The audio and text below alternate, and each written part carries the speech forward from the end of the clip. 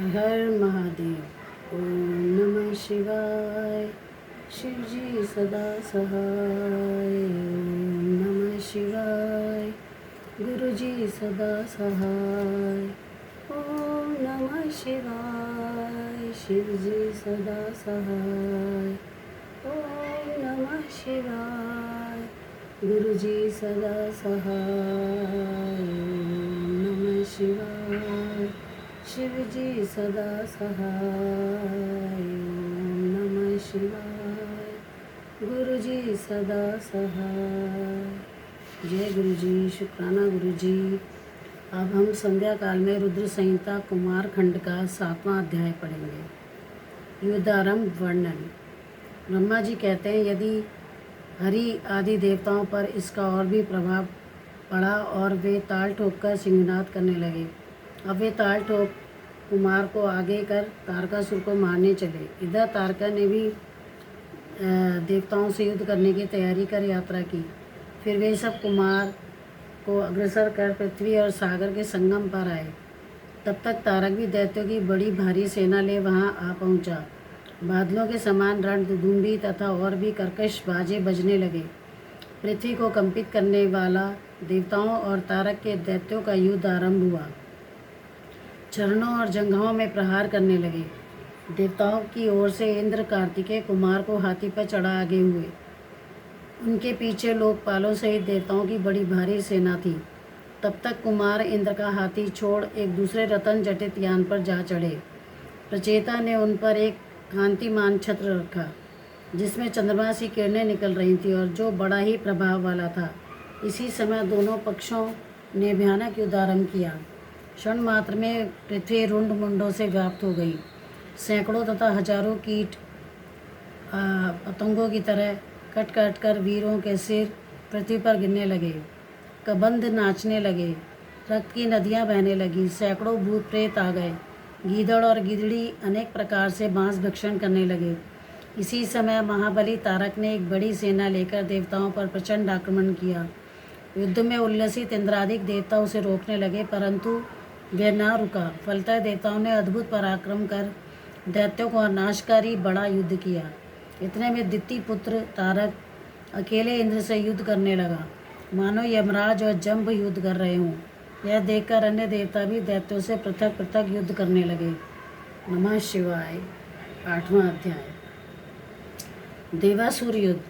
ब्रह्मा जी बोले, हे नारद जी, इस प्रकार देवताओं और दैत्यों ने विनाशकारी युद्ध आरंभ किया तो दैत्यराज तारक ने अपनी परम शक्ति को उठाकर इंद्र पर चला दिया, जिससे इंद्र घायल हो तत्काल ऐरावत से गिर पड़े। इसी प्रकार अपनी रण कुशलता से असुरों ने सभी लोकपालों को परास्त कर दिया और अन्य देवताओं को भी मार मार कर भगा दिया। असुर विजयी हो सिंहनाद करने लगे। बड़ा कोलाहल मचा। यह देख वीरभद्र को बड़ा क्रोध आया। वह वीर गणों से वेष्टित हो तारक के निकट जा उसे भीषण मार मारने लगे। सभी दैत्य मिलकर उससे भीषण युद्ध करने लगे।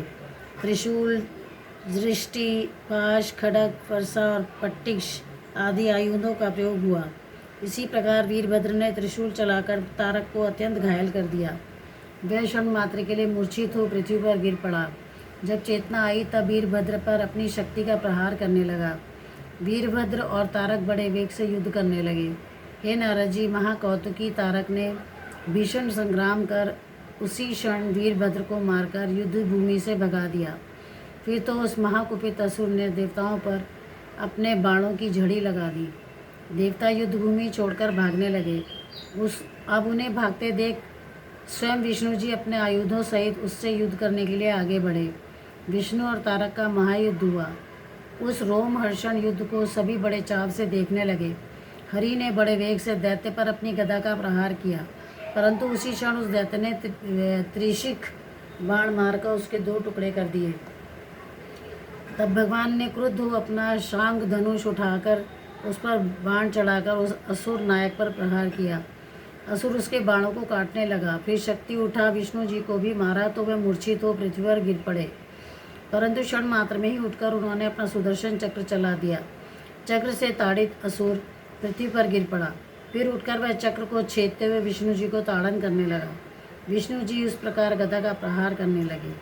नमः शिवाय। नवा अध्याय। तारकासुर की वीरता। इंद्र विष्णु देवेश का तारक संग युद्ध।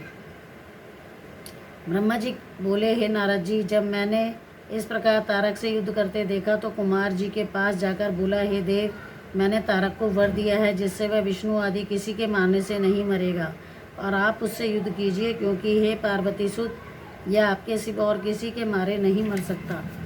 नारद जी मेरी इस वाणी को सुनकर शंकर तनव कुमार रथ से उतरकर पैदल हो गए और एक परम कांतिमान उल्का के समान अपनी शक्ति को उठा लिया। तब देवताओं को मारने वाले तारक ने उन्हें देखकर कहा, क्या शत्रुओं पर प्रहार करने वाला वह कुमार यही है? परंतु मैं एक ही वीर एक कुमार को तथा सब वीरों सहित तुम्हारे सब लोकपालों और गढ़ों को युद्ध में मार सकता हूँ। ऐसा कह वह महाबली कुमार की ओर वक्र दृष्टि से देखता हुआ अपनी एक परम अद्भुत शक्ति को धारण कर युद्ध करने चला। फिर देवताओं से कहा, अरे मूर्खों, तुमने इस वक्त बालक को मेरे सामने क्यों कर दिया? क्या तुम सभी को और विशेषकर इस विष्णु को ऐसा करते लज्जा नहीं आती? परंतु क्यों आती? यह विष्णु तो सर्वदा का निर्लज्ज, दोषी, छली और अविवेकी है। इसी प्रकार तो इसने न जाने कितने छल और पाप किए हैं। यह इंद्र भी तो ऐसा ही है। देखो ना, इन्होंने इस बालक को मेरे सामने कर दिया है। अब मैं जो इस बालक को मारूंगा तो इसका पाप इन्हीं दोनों को लगेगा। किंतु हे बालक, तुझे तो अपने प्राण बचाने चाहिए। जा, तू भाग जा, मैं तुझे नहीं मारूंगा। इंद्र और विष्णु की इस निंदा से तारक का पुण्य क्षीण हो गया। इसी समय इंद्र ने अपना वज्र चलाकर उस पर प्रहार कर दिया। वह पृथ्वी पर गिर पड़ा, परंतु तत्क्षण रोष से उठ खड़ा हुआ और ऐरावत पर चढ़े इंद्र को अपनी शक्ति के प्रहार से धराशायी कर दिया। इंद्र के गिर जाने से देवताओं में हाहाकार मच गया। तारक ने उस गिरे हुए इंद्र को अपने पैर से भी प्रताड़ित किया। इससे भी उसका धर्म क्षीण हुआ। यह देख विष्णु जी ने उस पर अपना चक्र चला दिया। विष्णु जी के चक्र ने उसे ताड़ित कर धराशायी बना दिया, परंतु वह शीघ्र ही उठ पड़ा और अपनी प्रचंड शक्ति से विष्णु जी को मारा, तो वे भी तत्काल ही मूर्छित हो पृथ्वी पर गिर पड़े और देवताओं में हाहाकार मच गया। विष्णु जी जब तक उठे कि वीरभद्र ने अपना प्रचंड शूल लेकर उस प्रतापशाली दैत्य पर आक्रमण कर दिया। उसके लगने से तारकासुर भूमि पर गिर पड़ा, किंतु तत्क्षण उठकर उसने अपनी शक्ति चला वीरभद्र को भी धराशायी बना दिया। क्षण भर के लिए वीरभद्र को मूर्छा आ गई। देवता हाहाकार करने लगे। तारकासुर महाकाल के समान चमकने लगा। नमः शिवाय। 10वां अध्याय। तारकासुर का वध। ब्रह्मा जी बोले, अब शिव जी के चरणों का ध्यान कर कुमार अपने असंख्य गणों को साथ लिए हुए उस दुर्जय असुर को मारने के लिए उससे युद्ध करने लगे। देवताओं ने जय जयकार की और ऋषियों ने अपने श्रेष्ठ वाणी से उसकी स्तुति की। तारकासुर और कुमार का भयानक युद्ध आरंभ हुआ। दोनों वीर हाथ में शक्ति लेकर परस्पर युद्ध करने लगे। दोनों महाबली एक दूसरे पर भीषण प्रहार करने लगे। मंत्रों से दोनों परस्पर युद्ध करने लगे। एक दूसरे के साधक हुए। एक ने दूसरे के वध की इच्छा से युद्ध किया। दोनों के अंग प्रत्यंग घायल हुए। सब देवता और गंधर्व बैठकर संग्राम देखने और यह कहने लगे कि देखें किसकी जय होती है। कार्तिकेय ने शीघ्र ही तारक की छाती पर अपनी शक्ति चला दी। उसके उत्तर में तारक ने भी कुमार पर अपनी शक्ति छोड़ी। उसके आघात से शंकर पुत्र मूर्छित हो गए, परंतु महर्षियों से प्रार्थित होते ही क्षण मात्र में ही उठ बैठे और सिंह के समान गर्जन कर फिर उस पर अपनी शक्ति छोड़ी। दोनों ने शक्ति से एक दूसरे को आघात पहुंचाया। फिर श्री पार्वती जी और शंकर जी को मन ही मन प्रणाम करते हुए तारक को मारने के लिए कुमार ने अपनी एक दूसरी प्रबल शक्ति उठा ली और शीघ्र ही उसे चलाकर जो उस असुर की छाती में मारा, तो वह शीघ्र ही विदीर्ण होकर पृथ्वी पर गिर पड़ा। वह महाबली असुर सबके देखते देखते नष्ट हो गया। कुमार ने फिर उस पर प्रहार न किया। फिर तो निर्भय हो देवताओं ने सब असुरों को मार भगाया। बचे हुए असुर कुमार की शरण आए। दैत्यों की सेना नष्ट हो गई। देवता विजयी हुए। त्रिलोकी में महा आनंद छा गया। विजयी कुमार अपने गणों को साथ लेकर माता पार्वती के पास आए। पार्वती जी ने स्नेहपूर्वक कुमार को अपनी गोद में बैठा प्यार करने लगी। देवताओं ने फूल बरसाकर उनका अभिवादन किया। गाने बजाने का अपूर्व उत्सव हुआ। ब्राह्मणों वो देवताओं और गणों ने हाथ जोड़कर उनकी स्तुति की। शंकर जी प्रसन्न हो जगदम्बा पार्वती को साथ में अपने गुणों सहित कैलाश पर चल दिए। नमः शिवाय। 11वां अध्याय। कुमार की प्रलंब विजय।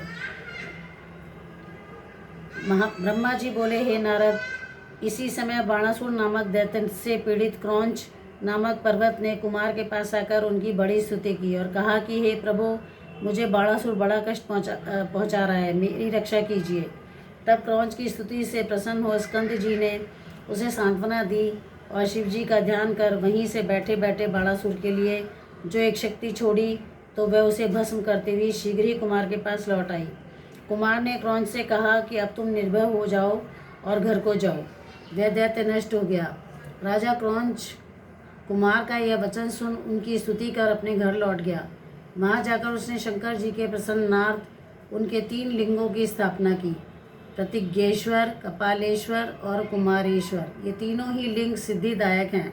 फिर देवगुरु बृहस्पति को आगे कर सब देवताओं ने कैलाश में जाने की इच्छा की तो वहाँ प्रलंबासुर नामक दैत्य उपद्रव करने लगा। उससे पीड़ित शेष जी का पुत्र कुमुद कुमार की शरण आया। गिरजा पुत्र की बड़ी स्तुति की। कुमार ने प्रसन्न हो शक्ति चला प्रलंब का संहार कर दिया। वह असुर अपने अनुचरों सहित मारा गया। शेष पुत्र कुमुद शिव पुत्र कुमार की स्तुति कर अपने घर पाताल आया। सबसे कुमार का अद्भुत चरित्र कहा। जो मनुष्य कुमार के इस चरित्र को पढ़ता और सुनता है उसे शिवलोक की प्राप्ति होती है तथा वह यहाँ सुख भोग कर अंत में दिव्य मोक्ष को ही प्राप्त करता है। नमः शिवाय। 12वां अध्याय। स्वामी कार्तिकेय चरित्र। ब्रह्मा जी कहते हैं, विष्णु आदि सब देवता परमोत्सव कर कुमार को कैलाश चलने की प्रेरणा देने लगे। कुमार एक परम दिव्य विमान पर बैठ अपने 7 देवताओं को बैठा शिवजी की जय बोलते हुए उनके पास आए। आनंद ध्वनि करते हुए सब शिवजी के पर्वत पर पहुँचे। विष्णु आदि ने शिवजी को प्रणाम कर उनकी स्तुति की। कुमार भी बड़ी नम्रता से विमान से उतरकर सिंहासन पर बैठे और शिव पार्वती को प्रणाम किया। शिवजी ने आनंद में आकर पुत्र का मुख चुंबन कर लिया। तारक शत्रु महाप्रभु कुमार पर बड़ा स्नेह किया। पार्वती जी ने भी कुमार को उठाकर गोद में बिठा लिया और सिर पर हाथ रखकर चुंबन किया। शिव पार्वती का उन पर बड़ा प्रेम हुआ। शिव मंदिर में बड़ा उत्सव मनाया गया। नमस्कार और जय जय का बहुत शब्द हुआ। विष्णु आदि देवताओं ने शिव जी की बड़ी स्तुति की। नमः शिवाय। 13वां अध्याय। गणेश चरित्र। सूत जी कहते हैं कि तारकासुर के शत्रु स्कंद का यह चरित्र सुनकर नारद जी बहुत प्रसन्न हुए। उन्होंने ब्रह्मा जी से कहा कि हे प्रजानाथ, स्वामी कार्तिक का यह अमृतमय चरित्र तो मैंने सुना, अब कृपा कर मंगलमय श्री गणेश जी का चरित्र मुझे सुनाइए। तब नारद जी के इस प्रकार के वचनों को सुनकर ब्रह्मा जी प्रसन्न हो शिव जी का स्मरण करते हुए बोले, हे नारद जी, कल्प भेद से गणेश जी के कई प्रकार के चरित्र हैं।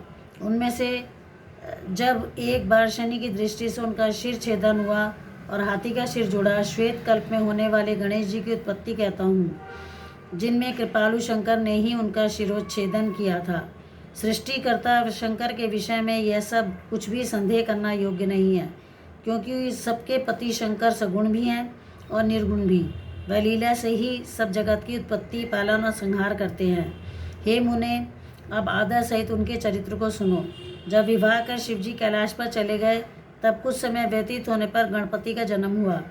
एक समय की बात है, जय और विजया नामक पार्वती की 2 सखियों ने परस्पर विचार कर पार्वती जी से जाकर कहा कि शंकर जी के द्वार पर जो हमारे असंख्यों गण एवं द्वारपाल विराजमान रहते हैं, उन पर हमारा अधिकार होते हुए भी कुछ भी अधिकार नहीं है, क्योंकि हमारा मन उनसे नहीं मिलता।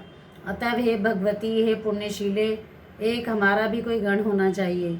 आप इसकी रचना करिए। देवी पार्वती को सखियों की यह बात प्रिय लगी और उन्होंने उसकी रचना की इच्छा की।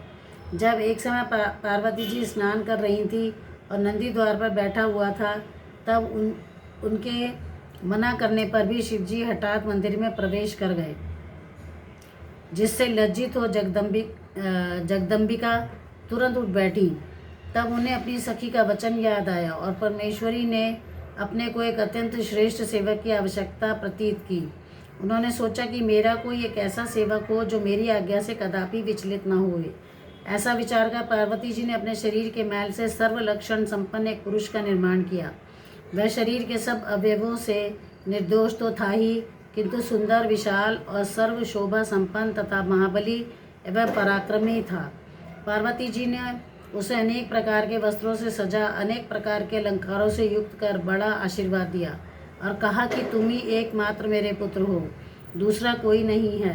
तब उस पुत्र ने पार्वती जी से कहा कि हे माता, मेरे लिए क्या आज्ञा है, मैं आपकी सब आज्ञाओं को पूर्ण करूँगा। पार्वती जी ने कहा है, पुत्र, मेरे द्वार के रक्षक रहो। मेरी इस आज्ञा के बिना कोई कैसा भी क्यों ना हो मेरे घर के भीतर ना आ पावे। कितना भी कोई हट क्यों ना करे, तुम उसे आने ना देना। ऐसा कह पार्वती जी ने गणेश जी के हाथ में एक लकड़ी दे दी और प्रेम से मुख चूमकर द्वार पर बिठा दिया। वह लकड़ी ले गणेश जी माता के हितार्थ द्वार पर जा बैठे। तब पार्वती जी फिर जाकर स्नान करने लगी। उसी समय शिव जी फिर द्वार पर आ गए और जब अंदर जाने लगे तब शिव जी को न जानकर गणेशवर ने कहा कि मेरी माता की आज्ञा है, बिना उनकी आज्ञा के आप नहीं जा सकते।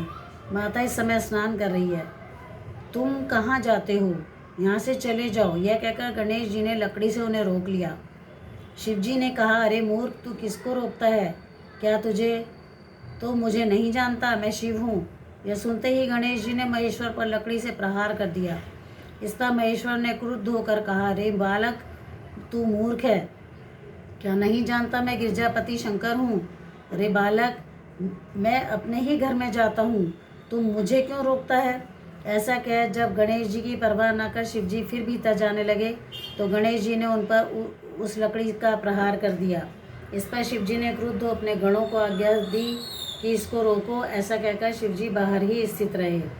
नमः शिवाय। 14वां अध्याय। शिव जी के गणों से गणेश जी का विवाद।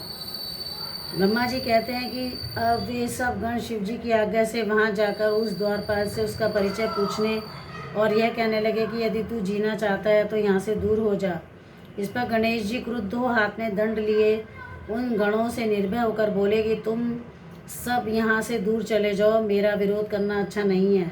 गणेश जी के वचन सुनकर शिव जी के गण हंसने लगे और पुनः क्रुद्ध होकर बोले, हम सब श्रेष्ठ शिव जी के गण हैं, तुमको यहाँ से हटाने के लिए ही आए हैं। अब तक तुमको भी एक गण मानकर ही छोड़ दिया है, नहीं तो मार दिए होते। अतः क्यों मरना चाहते हो? भाग जाओ। यह सुनकर निर्भीक पार्वती पुत्र ने उन्हें घुड़क दिया और द्वार से ही ना हटे। इस पर शिव जी के गण लौट गए और जाकर सब बातें कह सुनाई। इसे सुनकर शिव जी अपने गणों को डांटने लगे और कहा कि मैं कुछ नहीं जानता, जैसे भी हो जाकर उस गण को हटाओ। अब वे गण फिर पार्वती मंदिर पर उस द्वारपाल गणेश के पास आए। हटने को कहा। गणेश जी ने कहा, मैं पार्वती का पुत्र हूँ, कदापि नहीं हट सकता। इतने में द्वार पर हो हल्ला सुनकर पार्वती जी ने अपनी एक सखी को भेज दिया कि देख वहाँ क्या हो रहा है। सखी ने देखकर हर्षित हो सब वृत्तांत पार्वती जी से कहा। साथ ही यह भी कहा कि अच्छा हुआ जो नहीं आने दिया, अन्यथा शिव जी तो सर्वदा बिना कहे सुने अंदर घुस आया करते हैं। हे देवी, तुमको अपना मान नहीं छोड़ना चाहिए। पार्वती ने कहा, ठीक है, परंतु यह तो देखो कि अभी क्षण भर के लिए ही भी मेरा पुत्र द्वार पर स्थित न हुआ था कि उनके गण आकर उसे छेड़ने लगे। फिर मैं विनय और नम्रता को क्यों अपनाऊं? जो होगा देखा जाएगा। गणेश जी जांघिया को कसकर बांध निर्भय हो उन गणों से बोले, मैं तो पार्वती जी का पुत्र हूँ और तुम सब शिव के गण हो। समता प्राप्त दोनों अपना कर्तव्य पालन करें। क्या एक तुम ही द्वारपाल हो, मैं नहीं? यदि तुम सब यहाँ स्थित हो तो मैं भी यहाँ से ही स्थित रहूँगा। इस समय मैं पार्वती जी की आज्ञा से स्थित हो उनकी आज्ञा का पालन करूँगा। तुम भी शिव जी की आज्ञा का पालन करो। यह सुन शिव जी के गण हठ पूर्वक फिर मंदिर में नहीं गए और शिव जी के पास लौटकर सब वृत्तांत निवेदन किया। यह सुन शिव जी लौकिक गति का आश्रय ले अपने गणों से बोले, वह अकेला गण तुम सबके आगे क्या पराक्रम दिखलाएगा? फिर पति के आगे स्त्री क्या हट करती है? यदि पार्वती हट करेगी तो अवश्य ही इसका फल पावेगी। निदान मेरी आज्ञा से तुम लोग युद्ध करो, जो होगा देखा जाएगा। ऐसा कहकर लौकिकी लीला करने वाले शिवजी चुप हो गए। नमः शिवाय। 15वां अध्याय। शिव गणों से गणेश का युद्ध वर्णन। ब्रह्मा जी बोले, अब विभु की आज्ञा पाए सब गण निर्भय हो सज धज कर शिव जी के मंदिर पर आए। उधर गणेश जी भी सजे हुए तैयार थे। शिवगणों को देखकर गणेश जी ने उनसे कहा कि मैं अकेला शिवा की आज्ञा का पालन करूंगा। आज तुम सब मुझ अकेले पार्वती पुत्र का बल देखो। यह सुन शिव जी के गण अनेक प्रकार के आयुध ले उन पर टूट पड़े। अकेले गणेश जी शिव जी के असंख्य गणों से युद्ध करने लगे, परंतु शिव जी का कोई भी गण उन्हें युद्ध में परास्त न कर सका और सब अकेले ने ही उन सबों को मार दिया। सैकड़ों और सहस्त्रों की संख्या में वे गण भागने लगे। गणेश जी लौटकर फिर द्वार पर आ खड़े हुए। नारद जी की प्रेरणा से विष्णु आदि सब देवता शिव जी के पास गए। स्तुति कर युद्ध का वृत्तांत पूछा। शिव जी ने कहा, मेरे मंदिर के द्वार पर एक बड़ा बलवान बालक हाथों में लकड़ी लिए उपस्थित है। जो घर में जाता है वह उसे जाने नहीं देता है। यदि ब्रह्मा चाहे तो वहाँ जाकर इस क्लेश को दूर करें। यह सुन शिव जी की माया से मोहित मैं ब्रह्मा कुछ ऋषियों को साथ ले उस बालक के पास गया। मुझे आते देख बालक गणेश क्रोधवश दौड़कर मेरी दाढ़ी मूछ नोचने लगा। तब मैंने कहा, हे देव क्षमा करो, मैं युद्ध के लिए नहीं आया हूँ। मैं ब्रह्मा हूँ, मेरे ऊपर कृपा करो, मैं शांति स्थापित कराने आया हूँ। ऐसा कह ही रहा था कि बालक गणेश ने परिध उठा लिया। मैं वहाँ से भाग चला। उसने मेरे सब साथियों को परिध से ताड़ित किया। फिर तो मैंने शिव जी के पास आकर सब समाचार कह सुनाया। उसे सुन लीला विशारद शंकर को बड़ा क्रोध हुआ। उन्होंने इंद्रादिक देवताओं और अपने भूत बैताल आदि गणों को गणेश जी से युद्ध करने की आज्ञा दे दी, परंतु कार्तिकेय आदि वीरों सहित शिव जी के सब गणों का प्रयास व्यर्थ हो गया। अकेले बालक गणेश ने मार मार कर सबके छक्के छुड़ा दिए। एक ही बालक ने शिव जी की समस्त सेना को विचलित कर दिया। एक ने ही सब इंद्रादिक देवताओं को युद्ध से विरक्त कर दिया, परंतु महाबली कार्तिकेय अब तक भी उस स्थान पर स्थित ही रहे। शेष सभी शिव जी के पास भाग गए। तब उनसे सब वृत्तांत सुनकर परम कुपित रुद्र स्वयं ही वहां गए और चक्रधारी विष्णु की सारी सेना भी उनके पीछे चली। मार्ग में नारद जी ने मिलकर शिव जी से कह दिया कि जैसे भी हो शिवगणों की मर्यादा रखिए। ऐसा कहकर वे वहीं से अंतर्ध्यान हो गए। नमः शिवाय। 16वां अध्याय। गणेश शिरोच्छेदन। ब्रह्मा जी बोले, हे नारद, अब तुम्हारे वचनों पर ध्यान लगाकर शिवजी उस बालक से युद्ध करने आए। एक से एक पराक्रमी देवता और विष्णु जी तक उससे युद्ध करने लगे। एक से एक भयानक अस्त्र चलाने लगे। शिवजी भी अपनी सेना के साथ चिरकाल तक उस बालक से युद्ध करते रहे। बालक ने विकराल रूप धारण कर लिया।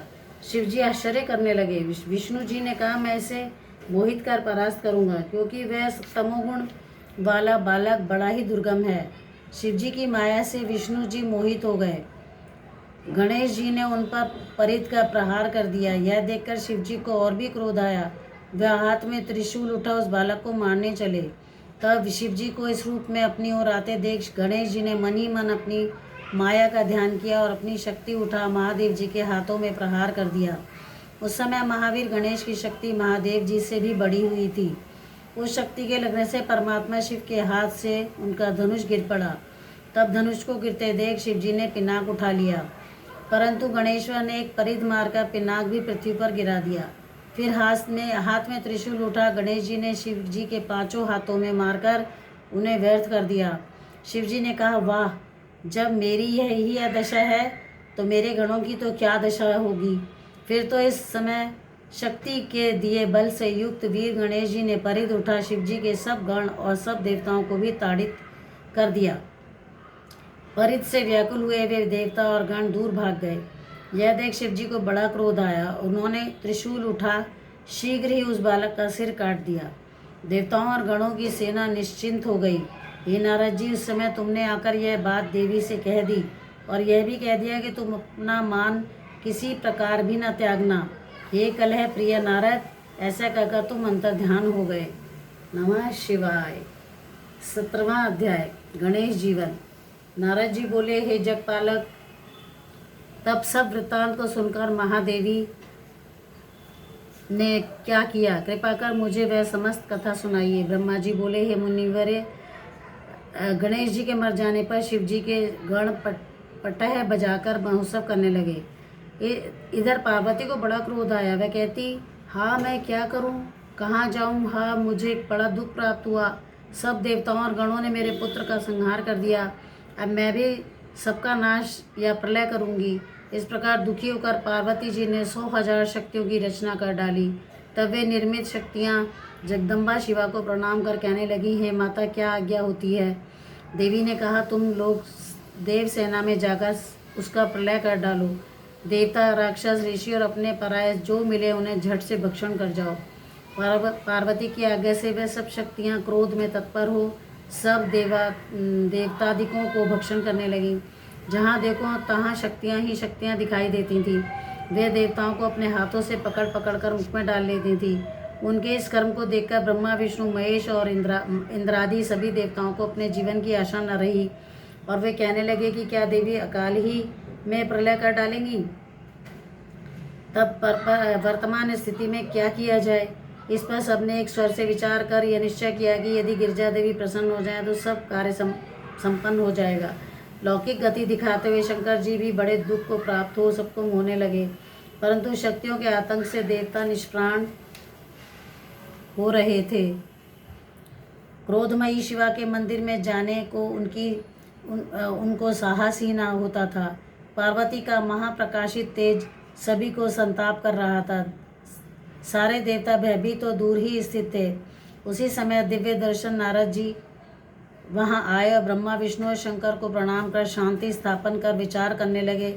सब देवताओं ने कहा, हे नारद, तुमने अग्रणी बना शिवा के पास चलने का प्रस्ताव स्वीकार किया। सबने शिवा के पास पहुंचकर अनेक स्तोत्रों से उनकी स्तुति की। उसे सुनकर वह परा देवी कुछ न बोली और क्रोध दृष्टि से उनकी ओर देखती ही रही। तब ऋषियों ने कहा, हे देवी क्षमा करो, क्षमा करो, इस समय संहार हुआ चाहता है। हे अंबिके, तुम्हारे स्वामी भी यहाँ स्थित हैं, उनको तो देखो। साथ ही हम ब्रह्मा, विष्णु आदि देवता और आपकी समस्त प्रजा यहाँ हाथ जोड़े खड़ी है। हे परमेश्वरी, अब इन सबका अपराध क्षमा कीजिए। इस प्रकार कहते हुए सब देवता बड़ी दीनता और व्याकुलता से हाथ जोड़े हुए उन चंडिका के समक्ष खड़े हो गए। तब वह भगवती करुणा कर उन देवताओं से इस प्रकार बोली, यदि मेरा पुत्र जी जाए और तुम सबके मध्य में पूजनीय हो जाए तो यह संहार नहीं होगा, अन्यथा शांति नहीं होगी। भगवती के ऐसा कहने पर सब देवताओं ने शिवजी से उसके लिए प्रार्थना की। शिवजी ने कहा, ठीक है, हम लोगों को वही करना चाहिए जिसमें सब लोगों का मंगल हो। अच्छा, तो अब तुम लोग यहाँ से उत्तर दिशा में चले जाओ और जो पहले मिले उसका सिर काटकर गणेश जी के शरीर में जोड़ दिया तो वह जी जाएगा। यह सुनकर सब देवतागण गणेश जी को लेकर उत्तर दिशा की ओर गए तो प्रथम उनको एक दांत वाला हाथी मिला। उन्होंने उसका सिर काटकर गणेश जी के शरीर से जोड़ दिया। फिर उन्हें अच्छी तरह धोकर उनकी पूजा की तथा विष्णु जी से कहा कि अब जैसा उचित हो वह सब कृत्य आप कीजिए। विष्णु ने वेद मंत्रों के योग से अभिमंत्रित कर शिव को स्मरण कर गणेश जी पर जल छिड़का। जल के छिड़कते ही बालक शिव जी की इच्छा से जाग उठा। उस गजमुख रक्तवर्ण सुंदर कांतिमान बालक का प्रसन्न बदन एवं सुंदर आकृति की शोभा बड़ी ही दैदीप्यमान थी। शिवा पुत्र को जीवित हुआ देख सबका दुख दूर हो गया। सबने प्रसन्न हो उसे देवी को दिखाया। पार्वती देवी अपने पुत्र को जीवित देख प्रसन्न हो गई। नमः शिवाय। 18वां अध्याय। गणेश गौरव। अब 18वें अध्याय का पठन हम प्रातःकालीन पूजा में करेंगे और अभी के लिए हम 17 अध्याय तक ही पढ़ेंगे। श्रीमन नारायण नारायण नारायण विष्णु नारायण नारायण नारायण लक्ष्मी नारायण नारायण नारायण शिव नारायण नारायण नारायण। सब बोलो सत्यदेव भगवान की जय, बोलो गुरुदेव भगवान की जय, बोलो विष्णु भगवान की जय, बोलो कृष्ण भगवान की जय, बोलो वृंदावन बिहारी लाल की जय, बोलो बांके बिहारी लाल की जय, बोलो खाटू श्याम बाबा की जय, नीम करोली बाबा की जय, साईनाथ महाराज की जय, गुरु गोविंद सिंह महाराज की जय, गुरु नानक देव महाराज की जय, गुरु जी महाराज की जय, त्रिदेवियों की जय, त्रिदेवों की जय, हर हर महादेव। जय माता पार्वती की। हर हर महादेव। जय माता पार्वती की। हर हर महादेव। जय माता पार्वती की। जय गणेश जी की। जय कार्तिकेय जी की।